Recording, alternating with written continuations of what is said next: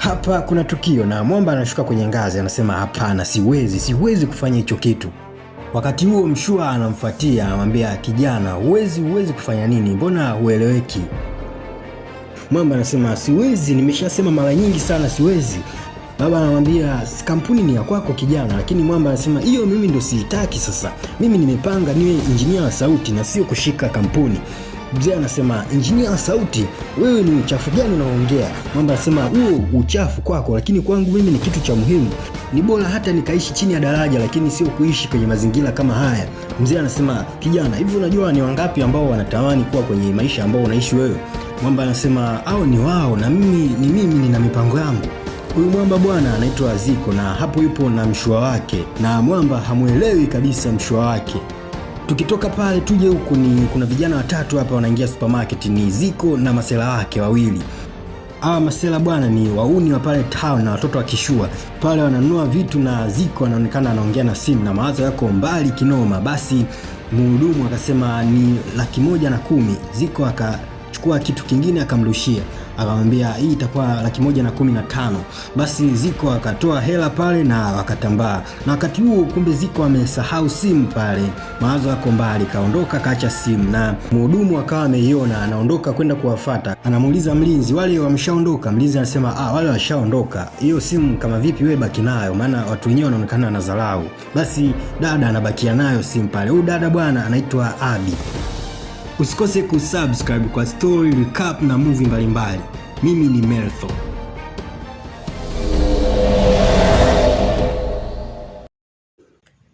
Baada ya kurudi nyumbani, Mwamba kuna kitu inaonekana anatafuta, na anatafuta nini?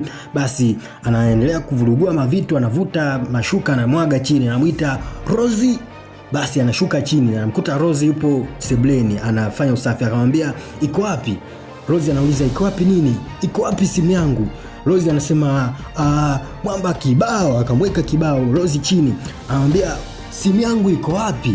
Wakati huo baba anaingia, anasema nini kinatokea hapa? Wewe kijana, hebu acha hizo vitu. Lakini Ziko bado anaendelea kumweka mabao Rozi, anamwambia simu yangu naitaka. Mzee anamwambia wewe una uhakika gani kama Rozi ndo kabeba? Mwamba anamwambia humu ndani tupo 4 na huyu pekee ndo anaweza akawa amebeba simu yangu.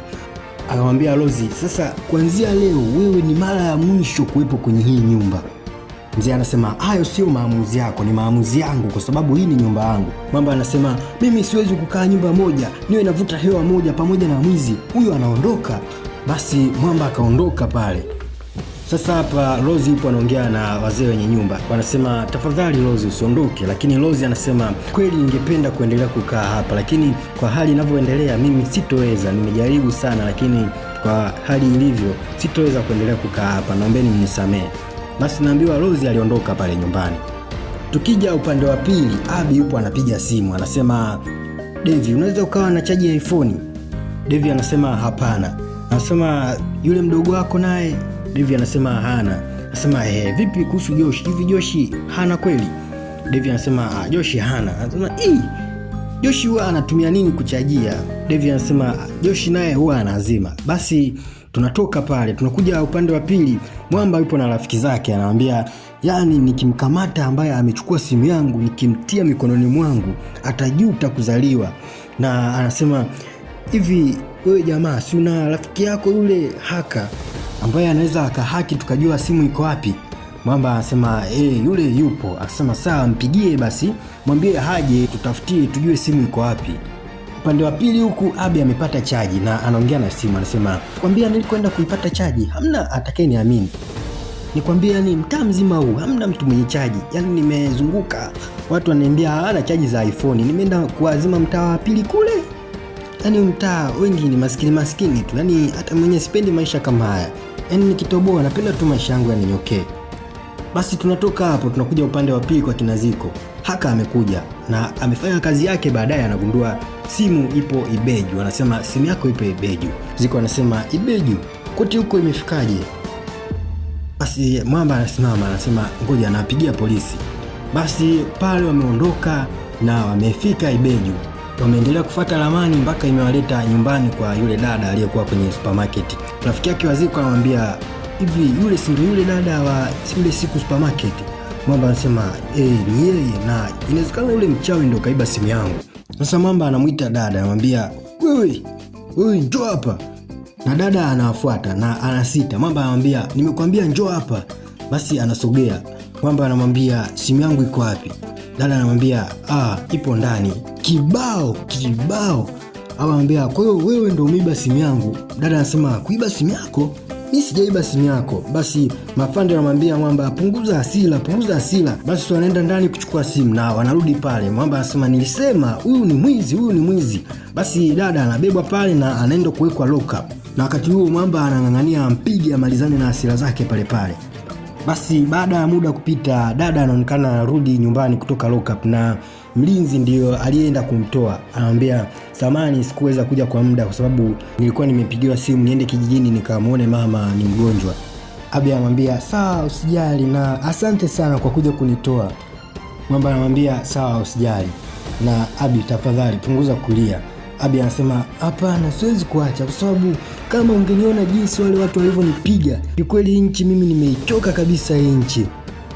Sasa leo Abi anakuja kazini na mlinzi anamzuia kuingia ndani na anampa barua, na Abi anaisoma, anakuta ni barua ya kusimamishwa kazi na amepatikana secretary mwingine kwa sababu hakuwepo kazini kwa siku kadhaa. Basi Abi alirudi nyumbani na anapiga simu hapa, anasema tafadhali naomba nitafutie kazi yoyote huko, mimi nitaifanya imradi tu niingize hela, maana nina bili za kulipa, isiwe tu ya ukahaba. Sasa siku 2-3 zikawa zimepita na dada akawa amepata kazi kwenye nyumba ya kina Ziko na hajui kama ni nyumba ya kina Ziko. Basi baba anamuuliza kwa hiyo wewe kitu gani kilikufanya uache kazi supermarket? Abi anamwambia kuna issue fulani zilitokea, kwa hiyo sikuweza kufika kazini kwa siku kadhaa. Kwa hiyo nilivyorudi nikakuta tayari wameshamweka mtu mwingine. Baba anasema pole sana na uhakika hautatuacha na sisi kama ulivyofanya huko. Abi anasema hapana siwezi kufanya hivyo. Mama anasema sawa, nenda akapumzike afu tutaongea vizuri kesho asubuhi nikuelekeze kazi. Tukitoka pale tunaingia hapa, baba Ziko na mke wake upo wanaangalia TV na wanaonekana wanafurahi, wana enjoy. Wakati huo Ziko anaingia na anapita kama vile hajawaona. Baba anamuita, anamwambia za jioni mheshimiwa. Ziko anajibu za jioni ni nzuri na anaondoka. Baba anamwambia rudi hapa Ziko. Ziko anamwambia tafadhali baba, sipo kwenye mood ya hizi vitu sasa hivi, nimechoka. Baba anamwambia msalimie Charity. Ziko anageuza, anarudi anamwambia umesemaje? Baba anasema msalimie Charity. Charity anamshika mume wake kwenye mkono, anamwambia tafadhali mwache. Baba anamwambia hapana. Sasa Ziko akamsalimia kiuni, akamwambia Baba anamwambia sijakusikia. Wakati huo Charity anamshika baba, anamwambia tafadhali mwache, nimeshasikia. Baba anamwambia unajua umeondoka wiki nzima na simu ulikuwa upokei na haukutoa taarifa yote, tulikuwa tunakuwaza na umefika unaonyesha dharau. Wakati huo sasa Abi anakuja eneo la tukio na anamwambia baba kuna chochote utakuwa unakihitaji, maana nipo jikoni na tengeneza chakula cha usiku. Ziko kumwona Abi alivua miwani kwanza, aamini anachokiona. Anamwambia wewe panya mdogo unafanya nini hapa? Baba akamwambia kijana usitumie maneno hayo nyumbani kwangu. Ziko anasema huyu mdoli anafanya nini hapa, huyu mwizi? Abi anajibu mimi sio mwizi. Baba anamwambia nitakulamba makofi, hebu kaa kimya. Baba anamwambia huwezi ukampiga mtu yoyote nyumbani kwangu kwa sasa. Mwamba anamwambia huyu mwizi aliiba simu yangu. Abi anasema sikuiba simu yake. Mwamba akataka amweke makofi. Baba akasema simama, subiri kwanza. Simu ambayo wewe ulisema mfanyakazi wa kwanza ameiba na sasa hivi tena unasema ameiba huyu na ukamfanya aache kazi na kumbe hana hatia. Mwamba akasema hapana, nisikilize, twende kwenye pointi. Huyu mfanyakazi inabidi aondoke. Baba akamwambia kwa sasa haondoki mtu yoyote hapa. Basi Mwamba akawa anaondoka, akamfuata Abi akamwambia kwa sasa umesaini waranti ya kifo, utajua nini kitakachokufuata. Tukitoka pale tuja hapa, Ziko yupo dining anakunywa juice na Abi ameenda kumletea chakula. Abi anaondoka, Ziko akamwambia rudi hapa kula. Abi akamwambia kwa nini, unafikiri kwamba nimetia sumu? Mwamba akamwambia nitakuweka makofi, utaka upokee makofi, kula chakula hapa. Basi Abi akawa amekula kijiko kimoja akakiacha pale, na wakati anaondoka Mwamba akakitupa chini akamwambia niletee kingine.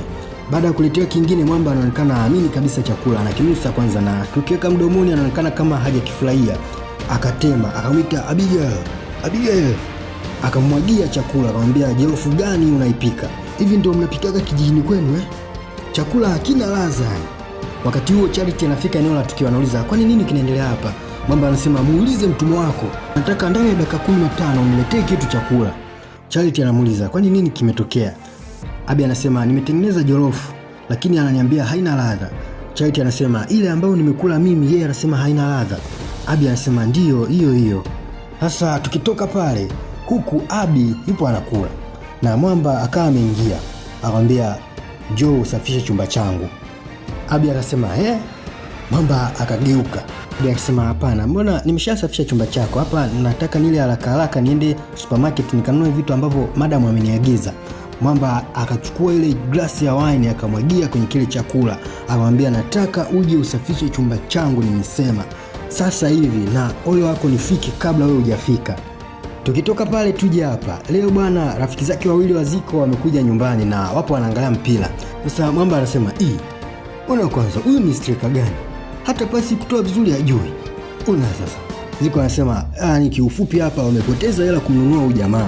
Basi wakati huo Abi anakuja na ameleta wine. Na wakati anaondoka, Mwamba anamwambia Abi njoo hapa. Hichi nini? Abi anajibu ni wine ambao umeniagiza saa. Mwamba anasema kwa hizi ni aina za glasi za wine ambazo mnatumia huko kijijini kwenu. Hizi zinaonekana kama glasi za wine kwako Una mtindio wa ubongo Hem nitolee hapa hizi glasi. Jamaa akamwambia huyu atazoea tu anavyoendelea kukaa hapa. Mwamba akamwambia kama hana uwezo wa kutofautisha kati ya glasi ya wine na ya maji, hana ustaarabu na ni bora akakae na wanyama huko. Mwamba akamwambia jamaa, hem chukulia kawaida. Hivi unajua huyu mwanamke ni mzuri. Ziko anamwambia unajua sikuelewi huyu msichana huyu mzuri huyu. Wanajibu huu chafu huu ni msichana mzuri. Wanasema huyu ni matunzo tu. Hapo akipata matunzo mazuri huyu ni mzuri, msichana mzuri sana. Jamaa mwingine anamwambia hebu achana na hizo story bwana. Hebu tuendelee kuangalia mpira hapa. Abi akawa ameleta zile glasi za wine. Wakati anaondoka Ziko akamuita akamwambia njoo hapa. Una miaka mingapi? Nijibu. Abi akasema na miaka 29 sasa. Ziko akasema miaka 29 na hujui kutofautisha glasi ya wine na ya maji? Unatokea kijiji gani cha ndani hicho? Au ngoja kwanza, inatakiwa kuwalaumu mazombi waliokukuza wewe, kwa sababu kama walikuwa ni wapumbavu kuweza kukuzaa wewe, wasingefanya hivyo, hichi kitu kisingetokea. Afu nafikiri wazazi wako watakuwa wamefanya makosa kuzaa midoli mingi sana kama wewe, kwa sababu tunaiona mingi sana kama wewe wapo mitaani huko hawajielewi. Empotea. Sirudi mara mbili, hemu ondoka. Baada ile tukio unaambiwa Abi alishikwa na hasira vibaya mno. Anazunguka tu kujikoni aelewe afanye nini. Uvumilivu umemshinda akatukaniwa wazazi wake. Tukitoka pale tuje huku. Mwamba anashuka ngazi. Na kufika sebuleni anakuta sebule chafu. Anamuita Abi. Basi Abi anakuja. Kwa nini nikuite mara mbili? Safisha ile eneo. Tukitoa ukweli kwamba wewe ni mjinga na kazi kufanya vizuri uwezi. Wakati huo bwana Abi amemshikia kiuno. Kaondoka pale akaenda kufunga mlango. Mwamba anamwambia njoo hapa. Inamaanisha mimi naongea unanidharau Abi asikilize, anaenda na kufunga mlango wa pili. Mwamba anasema hivi huyu msichana ni kichaa Basi baada ya kufunga mlango akaweka funguo maeneo fulani hivi. Akamfuata Ziko akamwambia unajua umekosa heshima Kama umekosa heshima kutoka kwa wazazi wako mimi nitakufundisha kibao. Mwamba chini. Anamwambia umedondoka chini Baada hatujamalizana bro. Ngumi. Dada anamweka tu ngumi mzee baba pale chini. Anamwambia hivyo angalia kwanza. Yaani ulikuja supermarket ile siku kasahau simu yako. Mimi nikakufanyia usamaria mwema nikakuwekea. Nilipata tabu sana kuazima chaja ya kuchajia simu yako iwake. Alafu bado tena ukaja ukaniaccuse kwamba mimi ni mwizi. Basi dada aliendelea kutembeza ngumi pale. Anamwambia simama tupigane kama wewe mwanaume. Simama tupigane kama mwanaume. Bwana Mwamba alichapika kinoma noma. Dada alimtembezea mangumi mateke ya kutosha Mwamba. Basi baada hapo dada anamwambia sikiliza, kitu ambacho sikipendi kwenye maisha yangu ni kunitukania mzazi wangu. Na kuambiaje, sitaki nisikie tena unamtukana mtu yoyote kwenye nyumba. Mwamba kapoa pale kama pilitoni. Basi dada akaondoka pale akamwambia na usafishe hii sehemu. Sasa tukitoka pale hapa Abi ameenda kumpelekea chakula Mwamba. Unaambiwa Mwamba alikuwa amejifungia ndani, yani hataki kuonana na mtu yoyote. Abi amefika pale anamwambia fungua mlango. Najua upo ndani unanisikia. Fungua sasa hivi. Basi Mwamba akafungua mlango pale. Abi akaingia, akaweka chakula na akatoka. Na baada ya kula Mwamba akabeba vile vyombo akaenda kuvipeleka mwenyewe jikoni, yani bila kuforsiwa na mtu. Abi akashtuka akamwambia umeshakula? Basi akamwambia ndio, na chakula kizuri. Akaweka sahani pale na akaondoka. Sasa tumetoka pale, hapa Mwamba yupo chumbani kwake na ni anakunywa pombe chupa kwa chupa, glasi kwa glasi anazikata. Baba akawa ameingia akamwambia, kijana, unajua umekuwa hivi kwa siku kadhaa sasa na hatujajua shida ni nini. Mwamba akamwambia, sijakwambia uje hapa. Baba akamjibu, kwa muda gani sasa umetaamua uwe kama hivi? Ziko anamjibu, hivi utaendelea kujifanya kama unanijali mpaka lini? Baba anamwambia, hivi Ziko, ni kitu gani hasa nimekukosea? Ziko anamwambia, kelele, hujui nini umenikosea? Kipindi chote ulikuwa hujali kuhusu mimi, na wewe ndio umenifanya mimi kuwa ni mtu mwenye hasira kama hivi. Baba anamjibu Ziko, ngoja tuongee. Ziko anamwambia, toka nje ya chumba changu.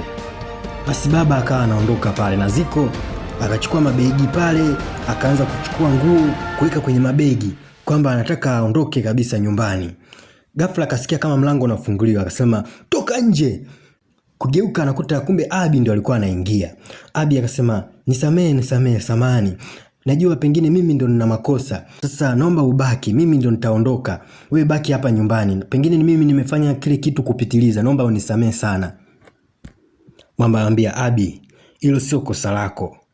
Basi Mwamba akamsogelea Abi, akamkumbatia na akalia kwa uchungu sana. Sasa leo Ziko amekaa chumbani kwake na baba mdogo mdogo akawa anaingia. Akafika pale akakaa, akamwambia kuzaliwa kwako kulileta furaha sana kwangu na kwa mama yako. Mimi kama mwanaume kweli nilikuwa ninapenda kuwa na mtoto, lakini jinsi wewe ulivyokuwa sivyo ambavyo mimi nilikuwa napenda uwe.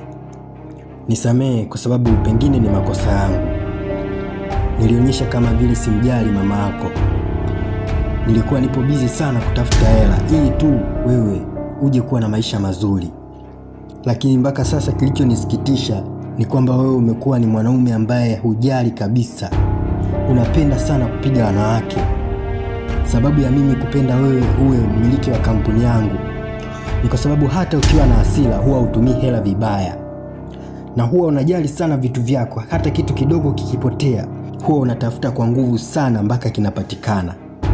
Kwa kweli nisamee sana kijana wangu. Bwana mzee anatoa machozi ya kutosha. Anasema nisamee kwa sababu nilikuwa naonyesha kama vile simjali mama yako. Lakini Mungu ndo anajua kwamba mimi nilikuwa namjali. Ila tu ni kwa sababu tulikuwa tunatafuta maisha mazuri. Siwezi nikamsahau mwanamke ambaye nimeishi naye kwa miaka 28. Charity hawezi akachukua nafasi ya mama yako. Ziko alimsamehe baba yake na maisha yakaendelea kama kawaida. Leo sasa Mwamba yupo asubuhi, anavaa suti, anaenda kazini. Na kwa mara ya kwanza kabisa Mwamba anaonyesha tabasamu. Anatoka kwenda kazini. Kazini sasa Mwamba anaonekana anaongea na wateja, anahudumia vizuri sana. Tumetoka pale tunakuja huku. Mwamba yupo na Abi sasa.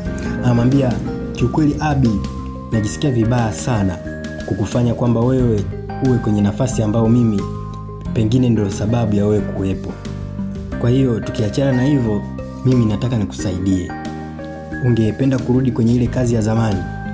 Abi anasema, hapana. Hapa nayofanya hapa ni kazi rahisi na inaniingizia hela nyingi sana. Ile ya zamani hapana, ile ni ngumu, alafu hela yenyewe nayopata ni chache. Mama anasema, hapana, sio ile ya zamani kabisa. Mimi nataka wewe uwe manager wa supermarket.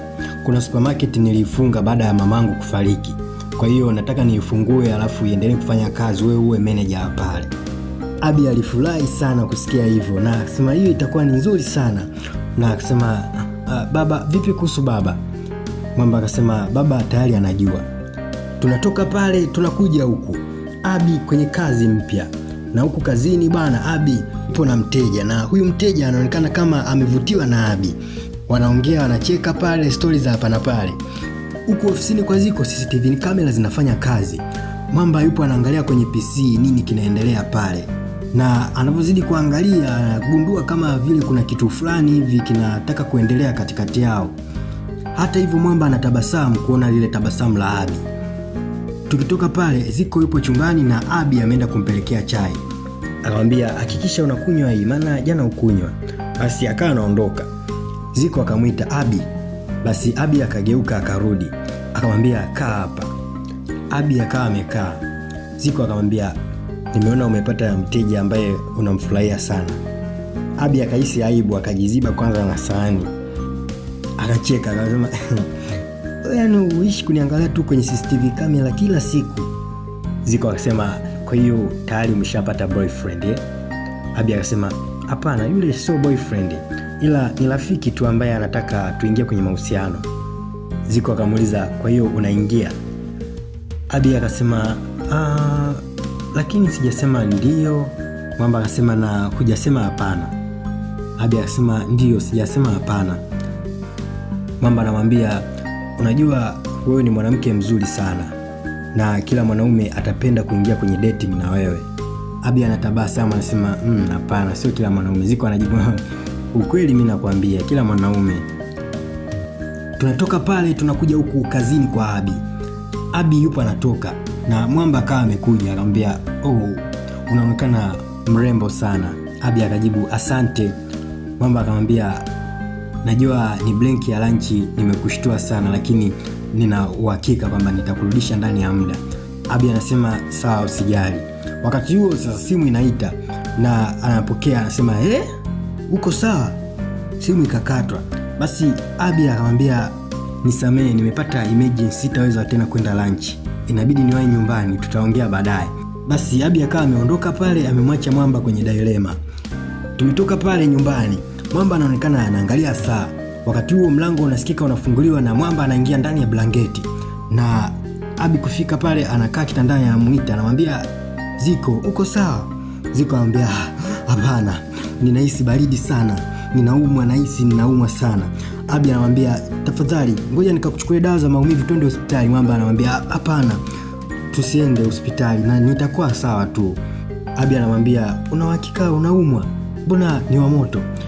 Ziko anamwambia ndio ninaumwa. Nisamehe kwa sababu nimekuharibia dating yako. Abi anasema dating gani? Wewe inaonekana ulikuwa huumwi. Ulikuwa unaniangalia tu kwenye CCTV kamera. Unataka kunizunguka mimi, si ndio? Mwamba anamwambia hapana, hebu angalia. Wakati huo Abi hajakaa sawa anakuta anapigwa kisi moja matata. Basi Abi anajua kwamba Ziko alikuwa anampenda na hilo linakuwa ni mwisho wa bonge moja la movie yetu Fond for You. Usikose kusubscribe ili uwe mwanafamilia wa Bongo One Media. Mimi ni Melfo OG.